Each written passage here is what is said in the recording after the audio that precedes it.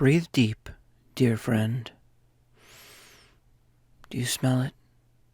The night air, cold as a mountain spring and still as death. It is, some may say, perfect. It is on a night like tonight, when the world slumbers and only the foolish or brave may wander. It is on this night that one such wanderer is both. His name, dear friend, is Carl. Carl is a simple man of simple means and simple needs. He awakens with the sun and often slumbers with the moon, holding no allegiance to either ruler of the sky. He eats his whole-grain cereal with 2% almond milk and ties his shoes twice to keep them tight as he wanders. Carl has spoken to many a bird, not begrudging them their lack of conversation in return. He collects bottle caps in a large jug, often many of them the same caps, repeating a sporadic spiral pattern in their respective container. Anytime Carl goes to eat, he tips the server generously, even in lands where it is not a common practice. Carl has been called an odd fellow, a vagabond, a nincompoop, a third-rate musician, a hangabout, a loiterer, kind, charming, well-to-do, and once, by a very careless elder lady, the cat's pajamas. Carl has, however, never been called late for dinner. On this particularly auspicious night, Carl finds himself wandering in unknown territory. In the dark of night, his eyes wide to soak up all the glorious luminosity from the ever-endearing moon. Carl has been wandering for several hours, his bladder filling, his heart steady, and one shoe slowly losing one of its knots. Cresting over a ridge, Carl sees it, glistening in the night. Buried in the ground is a star. Now, Carl has heard many stories about stars falling from the sky, and expects he will hear many more. But this is the first time he has come across such a phenomenon himself. Having never seen a star so close before in his life, how does he know that it is, indeed, a star, you ask? That is simple, my astute friend, because within the fresh crater, expanding out before him, lays the shape of a curvaceously beautiful woman whose skin is brighter than the moon. Her hair flows like a river, and her eyes shimmer like fire. Standing up, brushing loose dirt from herself, coughing to catch her breath from the crash, she rises to a not quite yet imposing height. Carl blinks, but the star remains, pulling herself together and giving yet still little mind to her unusual surroundings. Finally, largest lumps of earth swiped from her visage, she notices Carl, standing dumbfounded at the edge of her mark on the world. Their eyes lock. His a dirty hazel with specks of green, hers pale and vivacious. Carl isn't sure what to say. So, with little else to him, he raises his hand, palm up towards the star, and gives a small wave. The star, having watched countless years of human behavior, wonders for a moment if Carl is lifting his hand to strike, to lash out, to attack. But as he stands there, body rigid, expression placid, the star recognizes that he is simply waving. The star mirrors Carl and returns his little wave, moving only at the elbow, small, pendulous motions. Success so far. Carl decides to up the ante. "Hello," he says, as inviting as if he were again speaking to a simple terrestrial bird. For a moment, the star seems almost confused, perhaps thinking hard. Then, expression unchanged, the star replies, "Hello." Joy and pride swell in Carl's chest. This is going so well. Not only has he wandered into a meeting with a fallen star, but also given a wave much closer than he had ever previously managed, and heard the voice of one. Her voice carried with it a timbre not dissimilar to her image, light, bright, illuminating. Carl smiled. The star cocked her head to the side and grinned. This was going wonderfully.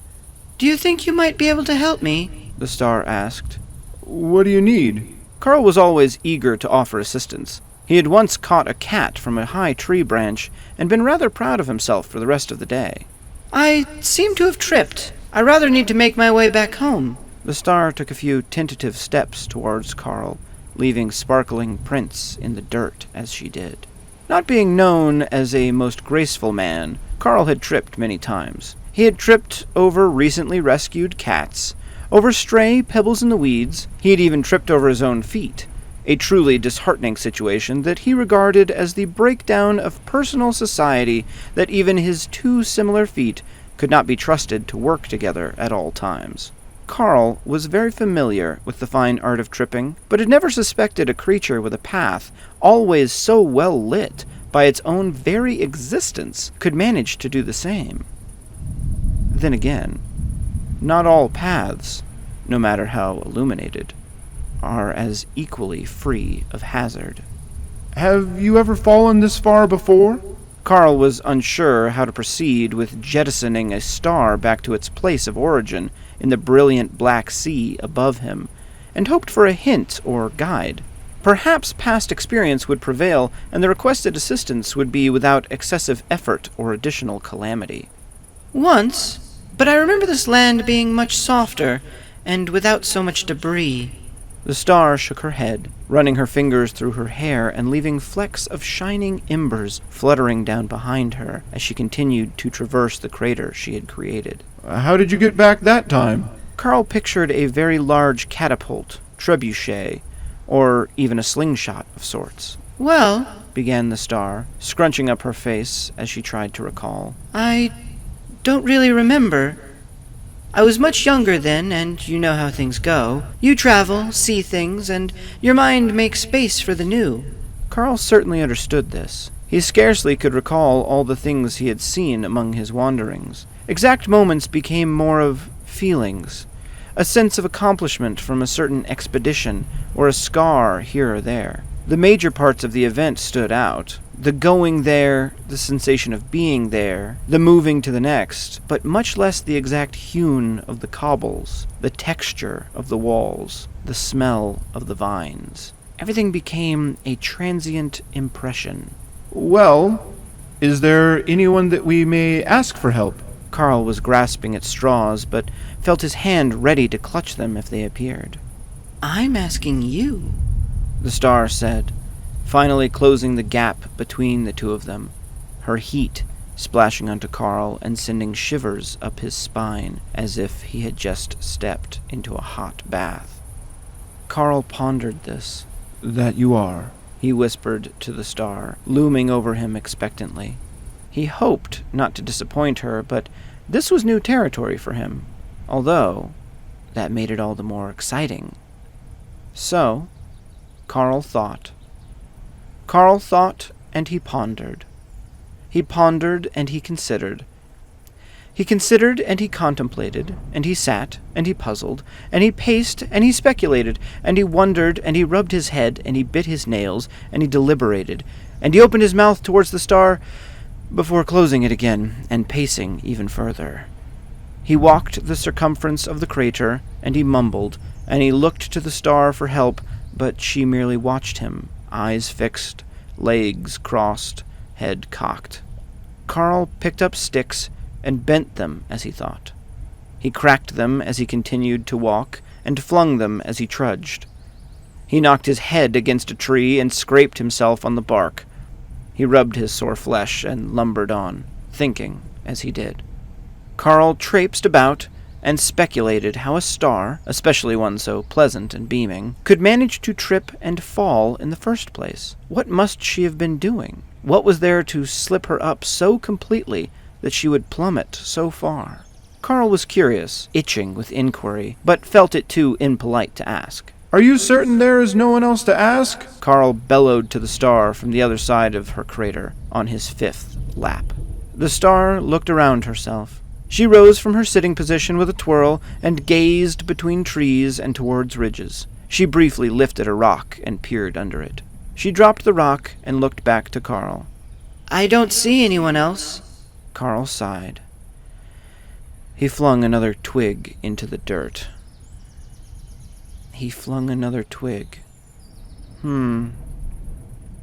His mind turned again to past experience.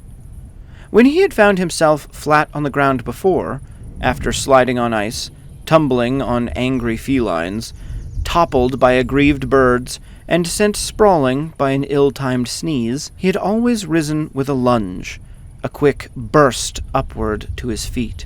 Carl made his way back to the star and looked her over once again. He could feel her soothing heat brushing against him as she gazed at him, hopeful. How much do you weigh? The star seemed momentarily offended. Do you ask how much the sun weighs? The moon? How much for a forest or a blade of grass? How much does a kiss weigh?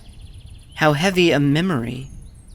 Carl brooded on this, keeping an eye to the star. Then, without warning, he wrapped his arms around the star's blazing body, his own body feeling like it was hugging joy itself, and said, As with all things great and small, before hurling the star above his head and watching her rise and rise, deeper into the darkness above, further into the inky ocean. Home is merely a push in the right direction. Soon, the star's soft features were no longer visible. Her shape had returned to that of all things too far away, a beautiful blob. Carl smiled and waved to the star as she shrank further and further away. He wasn't sure, but it seemed like that star flickered back at him. Carl smiled his brightest smile and, after several minutes of watching the stars go by together, stepped forward around the fresh crater and continued his wander, one shoe a little looser than before.